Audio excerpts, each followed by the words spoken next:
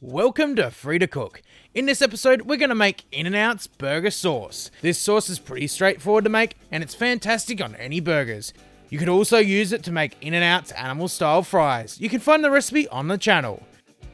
So to start off, in a bowl, add half a cup of mayonnaise, half a cup of ketchup, 1 finely diced pickle, 1 tablespoon of yellow mustard, half a teaspoon of salt, half a teaspoon of black pepper, half a teaspoon of sugar, finally 1 teaspoon of apple cider vinegar.